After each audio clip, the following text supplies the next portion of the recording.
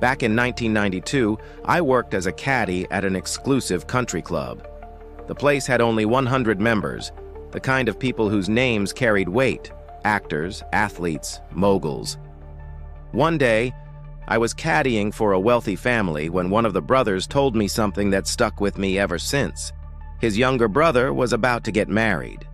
The catch? He didn't even know the woman. Their parents were friends, each family worth hundreds of millions, and they had arranged the marriage. It wasn't about romance. It was about consolidation, the merging of wealth, power, and legacy. A more than average powerful sperm, as he bluntly put it.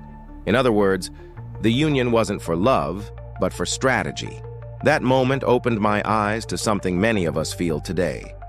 Marriage, at least in its stable and traditional form, is becoming less about ordinary people and more about elites. What was once a cultural cornerstone, accessible across classes, is now drifting into the category of a luxury item. Look at the numbers. Marriage rates are plummeting in working and middle-class America. Wages stagnate, housing prices soar, childcare costs climb out of reach, all while cultural messaging shifts toward independence over interdependence. For many, the risk of marriage outweighs the reward. Divorce can be financially ruinous, and economic precarity makes commitment harder to sustain.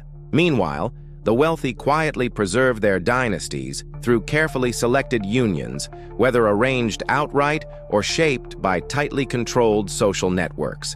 They benefit from the very stability and intergenerational wealth that marriage can bring, while the rest are nudged toward instability, single parenthood, fragile relationships, and generational debt.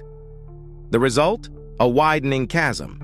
Marriage becomes another mechanism that preserves privilege at the top while diminishing opportunity at the bottom.